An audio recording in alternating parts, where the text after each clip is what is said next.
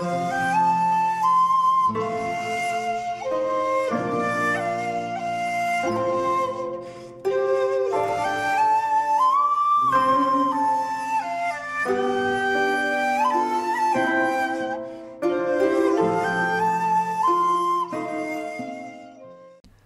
there, this is Solitary Ronin from Solitary Ronin Films, and welcome to another episode of Actors, 6 of the Best, where I choose 6 of my favourite actor performances. Again, these are not consecutive, these are just random. But again, this series is all about your suggestions, not mine. So today, I've done Robert De Niro, so I might as well do Al Pacino, who are kind of always in the discussion. They're always kind of linked together, even though they've only made a couple of films with each other.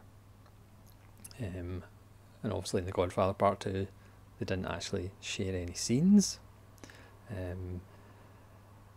But again, these are only films that I have in my collection, so I won't be talking about Pacino in The Godfather because I don't actually own the Godfather films, because I'm one of those strange people who think the Godfather films are good. So we'll start in 1975 with Dog Day Afternoon. I think Pacino got an Oscar for this, I'm not quite sure. I don't really follow Oscars that closely for obvious reasons. This is Sidney Lumet. Based on a true story, bizarrely. About a man who robs a bank to try and get a sex change operation for his lover, played by Chris Sarandon. This co-stars Charles Durning and John Cazale, who had a tremendous 70s before his early death. Pacino is this wonderful ball of energy as he is trying to keep on track, trying to keep his plan together as all these outside forces obviously are against trying to keep his plan together. It's a sad performance, it's tragic, it's funny, just one of those kind of things that the Oscars absolutely love. Next, 1983, and again this is an obvious one, but it's Scarface. Pacino, unlike De Niro, if you kind of summed them up, De Niro is more kind of insular, more kind of all eyes to see what he's thinking. Pacino pretty much tells you what he's thinking. Pacino is much more extroverted, if De Niro's performances are introverted. Pacino does do a lot of shouting and arm waving, which generally De Niro doesn't really do.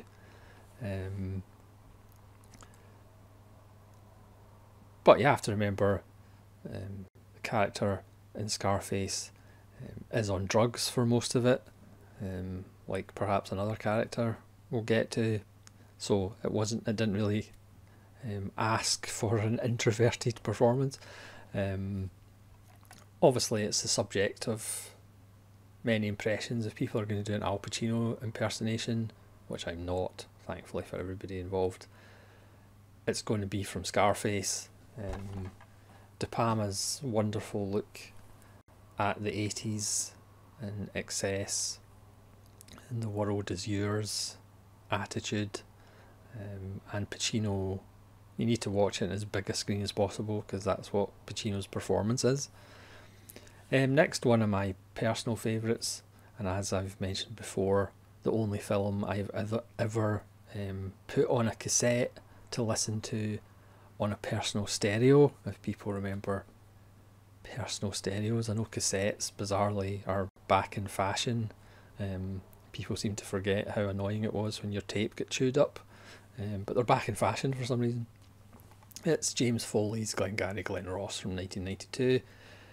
Now, Joe Mantegna, the wonderful Joe Mantegna, who's a Mammoth regular, he made the part famous on stage, but he didn't get the film role. Now, probably the reason that Al Pacino got the role of Ricky Roma was probably to help make the film get made. Because let's be honest, this is just a word fest, a sweary fest. Mamet's wonderful dialogue, really claustrophobically shot by Foley. Everybody in this film is on top form. Jack Lemmon should have got the Oscar. I know Jack Lemmon didn't get the Oscar, that as much as I know about the Oscars. As Shelley Levine, which is just one of the great performances of all time. But Pacino as the slimy, successful Ricky Roma, who's not actually as wonderful as he makes out and everybody thinks. You know, when he loses Jonathan Pryce at the end, we see him turn into this kind of desperate, shady con artist, basically.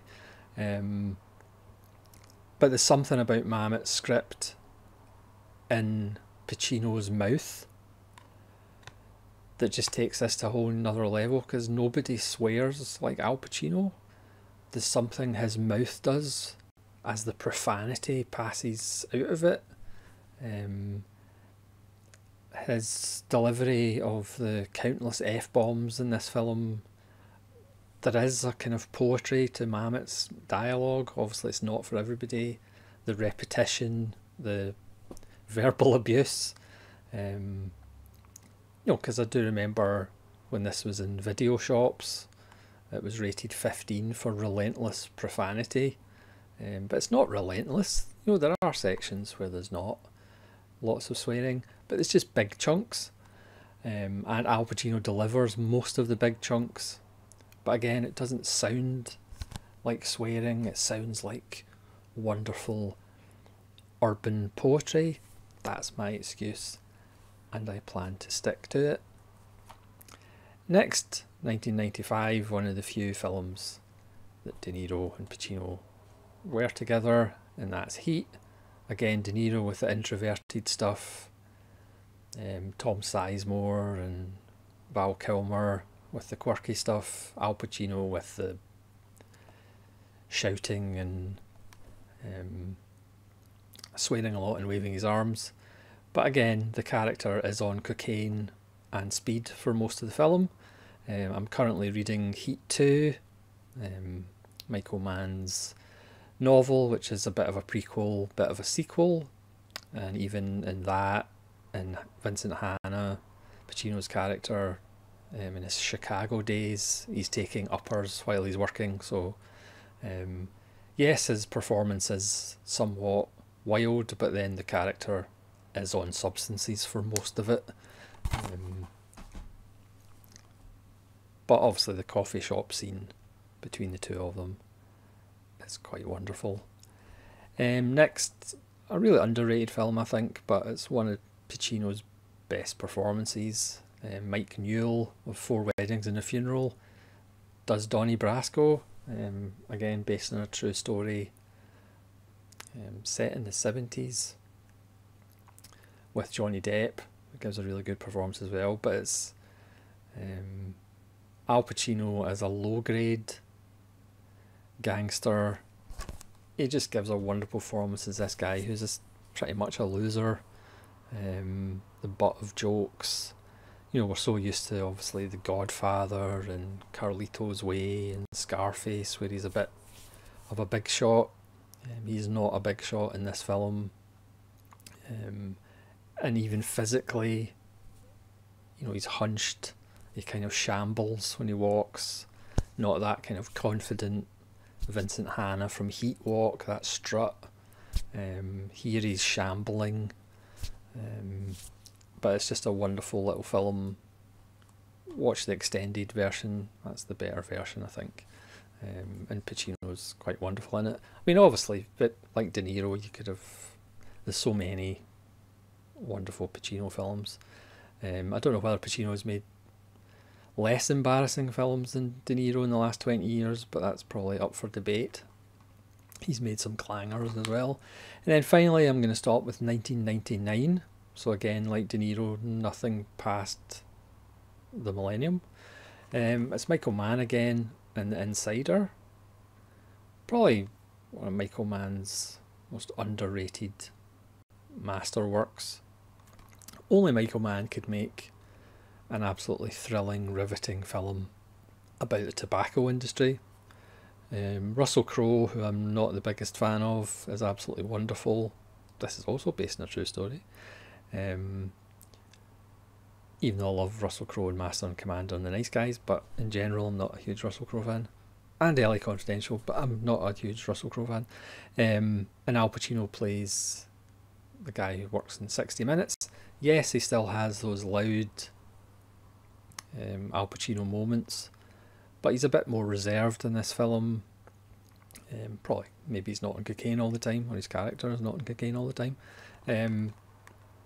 As with most Michael Mann films, it looks gorgeous, it sounds gorgeous, and it's wonderfully acted by everybody involved. Again, like all Michael Mann films, watch it on as large a screen as you possibly can.